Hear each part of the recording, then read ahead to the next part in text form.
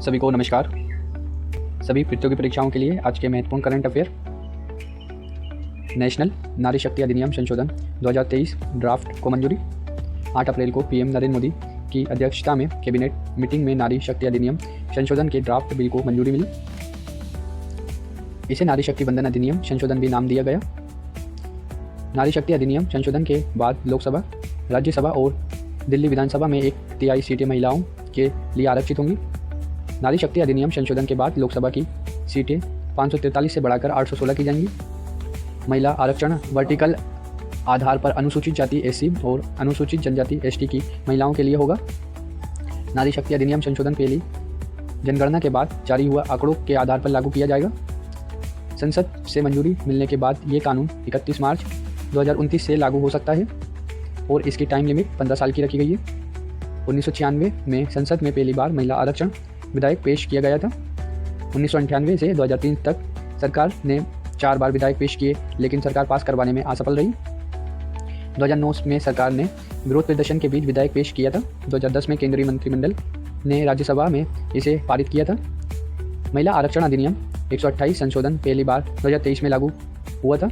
लोकसभा में कुल 75 महिला सांसद हैं। 7 राज्य और 6 केंद्र शासित प्रदेश से एक भी महिला सांसद नहीं है। राज्य गोवा, मणिपुर, मेघालय, मिजोरम, नागालैंड, सिक्किम, अरुणाचल प्रदेश। केंद्र शासित प्रदेश जम्मू और कश्मीर, लद्दाख, अंडमान और निकोबार द्वीप समूह, चंडीगढ़, लक्षद्वीप, पुडुचेरी। नेक्स्ट, निधन। पूर्व केंद्रीय मंत्री अबू हाशेम खान का निधन। 8 अप्रैल को पश्चिम बंगाल के सीनियर कांग्रेस नेता और पूर्व केंद्रीय मंत्री अबू हाशेम खान चौधरी का निधन हो गया है। वे 88 साल के थे।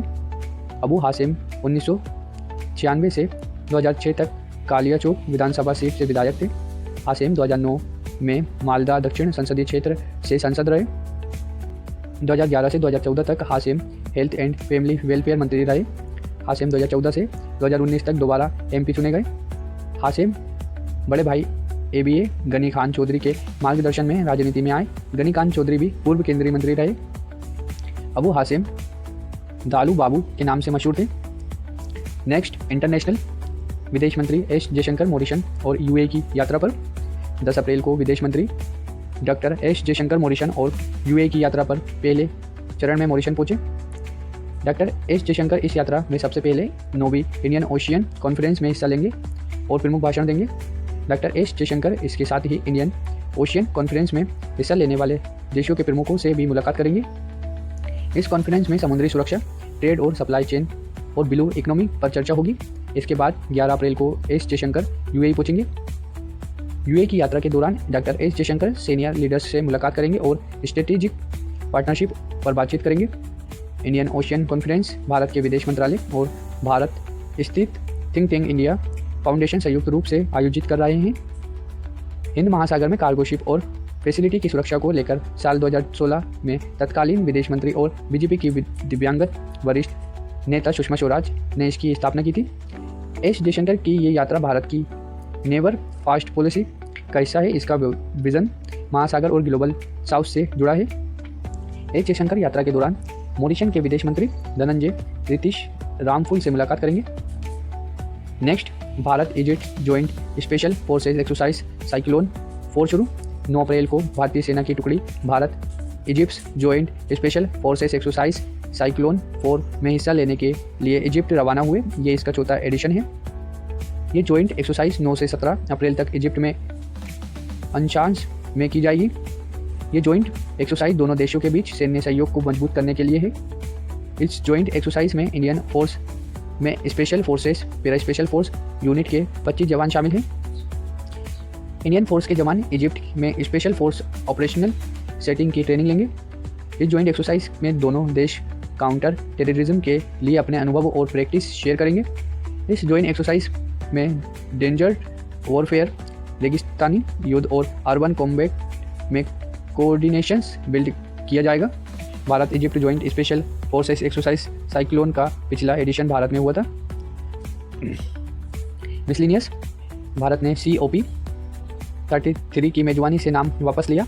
8 अप्रैल को भारत ने United national framework conventions UNFCCC 2028 के 33वें क्लाइमेट चेंज कन्वेंशन COP 33 की मेजबानी से अपना नाम वापस ले लिया है। 2023 में यूएई में हुए क्लाइमेट चेंज कन्वेंशन COP28 के मौके पर पीएम मोदी ने भारत की मेजबानी करने की पेशकश की थी।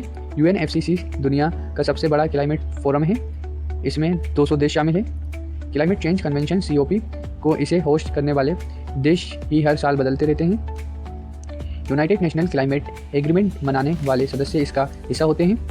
UNFCCC क्लाइमेट चेंज को लेकर उठाए गए कदमों को रिव्यू करता है। UNFCCC में क्लाइमेट चेंज से जुड़े फाइनेंशियल और टेक्निकल बदलावों यानी विचारों को साझा किया जाता है। UNFCCC में क्लाइमेट के लिए नए एग्रीमेंट बनाना और ग्रीन हाउस गैसों के उत्सर्जन प्रभाव को कम करना शामिल है। UNFCCC का पूरा नाम यूनाइटेड नेशनल फ्रेमवर्क कन्वेंशन है।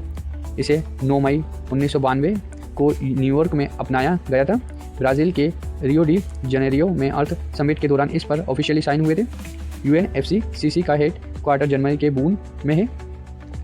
आज का इतिहास 10 फरवरी 1875 में स्वामी दयानंद सरस्वती ने आर्य समाज की स्थापना की। 10 अप्रैल 1912 में टाइटैनिक ब्रिटेन के साउथहैम्पटन बंदरगाह से अपनी पहली और आखिरी यात्रा पर निकला। 10 अप्रैल 1917 में महात्मा गांधी ने बिहार में चंपारण सत्याग्रह की शुरुआत की। 10 अप्रैल 1982 में भारत के बहुउद्देशीय उपग्रह इनसेट 1A का सफल प्रक्षेपण हुआ। ऐसे ही दिल्ली के महत्वपूर्ण करंट अफेयर के लिए चैनल को लाइक एंड सब्सक्राइब करें। Thank you for watching.